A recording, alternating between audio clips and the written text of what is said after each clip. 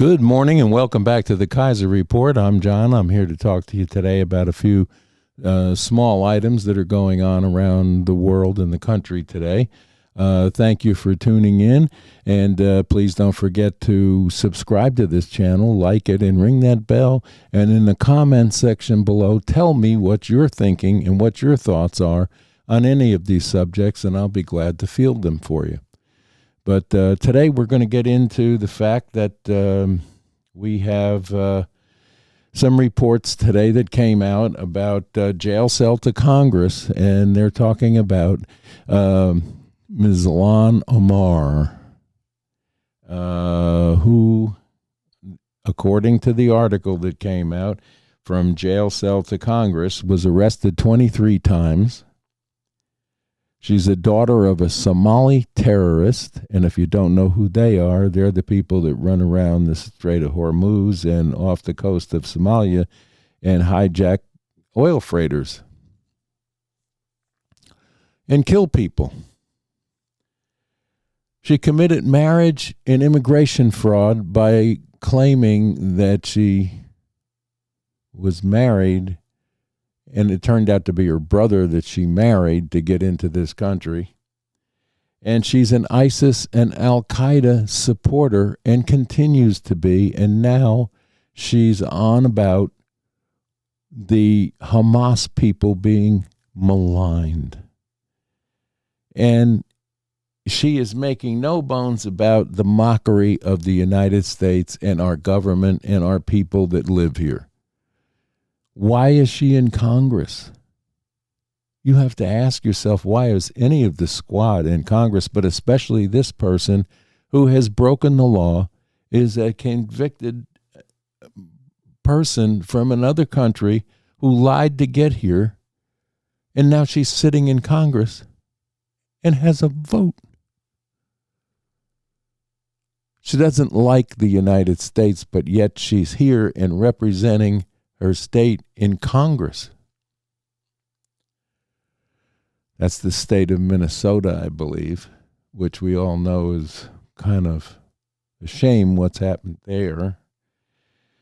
Anyway, that's mainstream media hush stuff. We don't talk about that on mainstream media, but you'll hear it here on YouTube, and you'll hear it on Rumble and places of that nature where we can actually tell you what's true and pick apart the information that mainstream media has gotten from the White House and how they present things. We're going to look at it from the other side of what we, the people, should understand about any of this. So it's a shame. You have a Congress that has passed a lot of good bills to help straighten out some of our problems in this country that we're experiencing right now. They get to the Senate, and Schumer sits on it. Chuckles Schumer is a friend to no person in this country other than himself. And why New York City continues to support this guy and keep putting him back in office is beyond my imagination. People cannot be that dumb. But apparently, he has some magic over the voting population in his state to keep getting elected. We have a legislative branch that's a toilet that needs flushing. That's strictly my opinion. But I'm sure that if you look at things the way I do, you'll come to the same conclusion.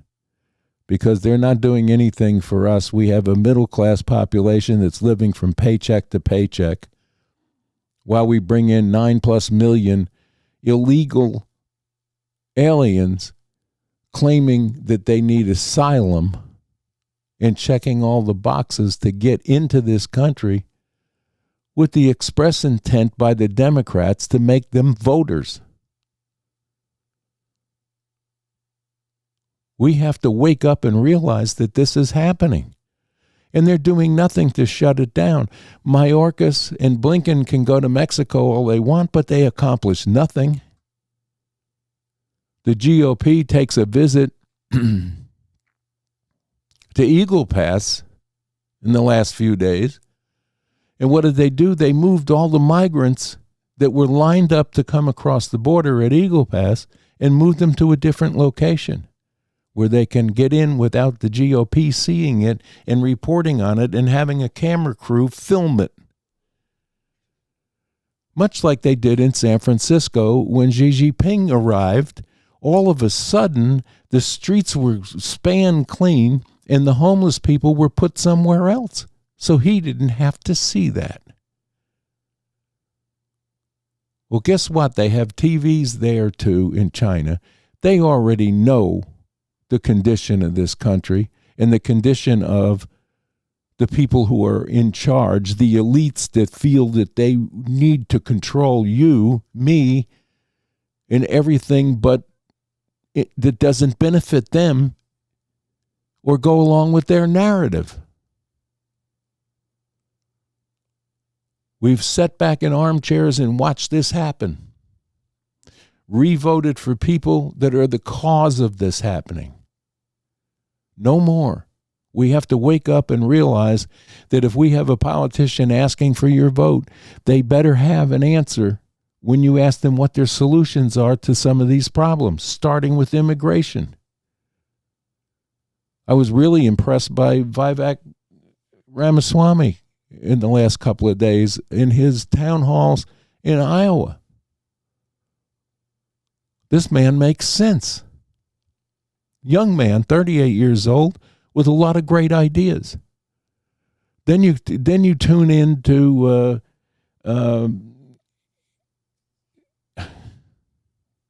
the town halls yesterday that took place in Iowa.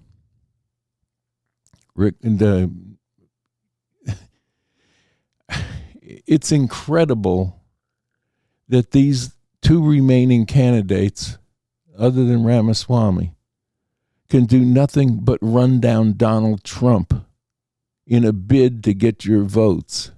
They want to tell you how bad he is. Tell us what your solutions are to the problems that exist. Nikki Haley has raised $40 million in the last month,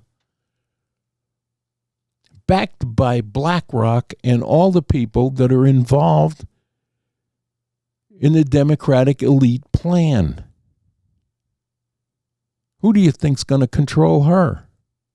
All she has to say is how bad Donald Trump is. Has no solutions to anything. But she feels that if she raises enough money, she can buy her way into the White House. Our Florida governor, he's very, very controlled and slick, but he's a politician. And like with all politicians, you have to take 50% of what they say with a grain of salt and understand that it's not going to happen. One person is not going to come in and make this all better. It takes all of us to hold arm in arm and decide what person we want in there to clean house and put people in that will fix this, because one person cannot do it alone. And I deplore you to get out and vote with education on each and every individual that's asking for your vote, and make them stand on their own, and make them give you solutions to the problems that you bring up. At these town halls is a great place to do that, and I see the Iowan people are smart enough to ask the correct questions.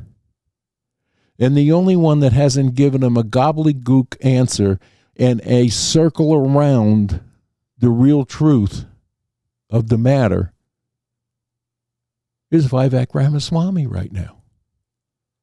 I'm not promoting an individual or telling you who to vote for. That's your choice and your choice alone. I'm asking you to be educated about what they're saying, what they're going to do, and hold their feet to the fire to do it. You can say what you want about Donald Trump. I'm not promoting Donald Trump. But here's a man that made promises in a campaign trail and came in and kept every one of them. Is he a perfect person? Probably not. None of us are. But he didn't lie to us. The man has been persecuted for his 4 years in his presidency, and then for 4 more years after his presidency, they're still prosecuting him. Why? Because they don't want him on the ballot, because they're afraid of him. They don't want Vivek Ramaswamy on the ballot, and they'll come up with every excuse under the sun to convince you that he's not the person. Why? Because they're afraid of him. He's made statements that he's going to clean house and take the 3-letter agencies that are now corrupt back to a viable alternative. When you say things like this, the elite gets scared. They view it as a trip off the gravy train. And let's face it, where else can you get a job that you get paid for life after you get thrown out or voted out? It's a pretty lucrative deal. No wonder they want to stay.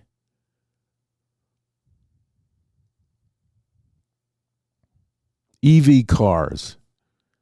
It's another disaster that we're looking at. We have no infrastructure to support this stuff. We have no mechanics to work on them because they're so damn complicated. Why?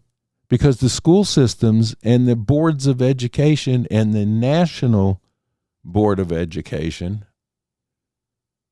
which is a joke, has determined that we don't need trades in the high schools anymore because it's not a college preparatory course. Not everybody's a college candidate. We need plumbers, we need electricians, we need auto mechanics with the skills to handle these new innovations that are coming out with driverless cars and electric vehicles that are very dangerous to work on because of the expertise needed and the know-how needed to work on them. Yet we want to go totally electric by 2030. That's not working out very well because we don't have an infrastructure to support that. And that's even charging stations. You plan a family vacation around where you can charge your vehicle? Not me. There's a reason Toyota's number one in sales in the world, because they brought out hybrid cars that charge themselves when the gasoline engine kicks in. You're telling me that Ford, GM, and Chrysler doesn't have the ability to do the same? The automobile industry had its head up its ass for too damn long.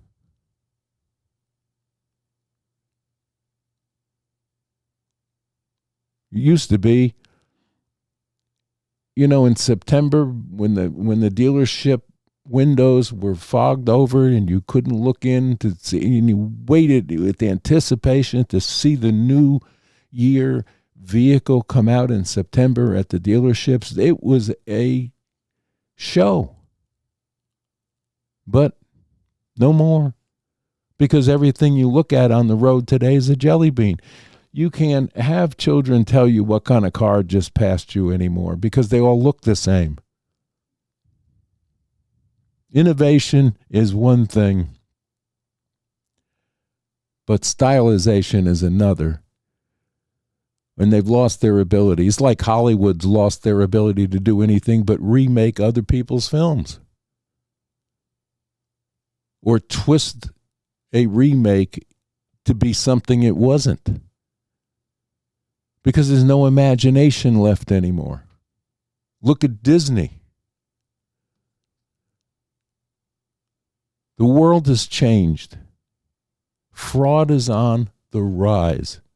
It's rampant right now. AI is not helping anything. It's hurting us right now. Will it be something? Yes, but be careful.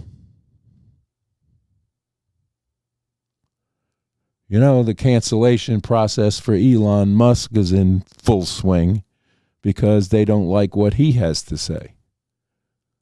Anyone who tells the truth comes on a program like this to tell you what's really happening. They don't want that. They want you to believe the narrative that they come up with, and they have the news report to you through mainstream media and legacy media, just as though they worked for the elites themselves, which they do. If you think any of these news networks, from CNN on down, have any alliance to anybody else other than what they're told to say, and in most cases by the sitting administration pushing their narrative down the public's throat. What they want you to believe is mainstream now is all kinds of activities that we've never heard of before. But it's okay. See, if it's on TV and on a sitcom, it must be okay for you to do. Look at the generation, the millennial generation that grew up on Friends. These are people that live in a very expensive apartment complex in New York City, but don't really have to work. They just sit around, have coffee, and talk about the naked neighbor across the street or whatever silly aspect they come up with. I think it hurt the outlook of our youth on what is okay and what's not. They're still doing it. Even Sesame Street for young kids has been turned into an indoctrination process. We let this happen. Why? Because we were busy working 2 jobs to make sure our kids had a better life than we did, which is what our parents did for us. And somehow it got skewed to a point beyond recognition. When? Decades ago. We've always had grift and troubles in our governmental agencies. We know that. It's gotten out of hand now.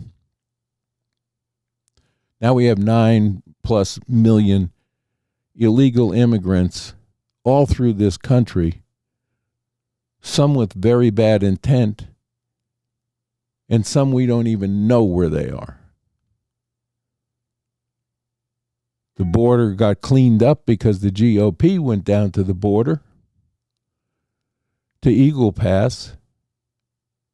Well, they moved everybody out of there before they got there with a film crew to a different location, still coming across the border, but in a different location. So the film crew, they can say on mainstream media, see, it's not as bad as what everybody says. There's very few people left here trying to get in. It's on the downswing. No, it's not. Don't believe that. They did that just like they did for Xi Jinping's visit to San Francisco. Clean up the homeless, clean up the streets, make it look wonderful. And then hours after Xi Jinping leaves the city, It's right back to where it was. What do you think's going to happen in Eagle Pass when the GOP and the cameras leave? It's ridiculous to believe any of these people. You can't. You have to look with your eyes, see what you see, and make your own decisions, as you will have to do when it comes to electing a new president and new senators and new congresspeople. This is not a good situation to be in. But that's enough for a Friday. We love you here. We like to have you here. So please remember to hit the like button. Subscribe to my channel, please. We need your subscription to stay on top of things and keep coming to you with news.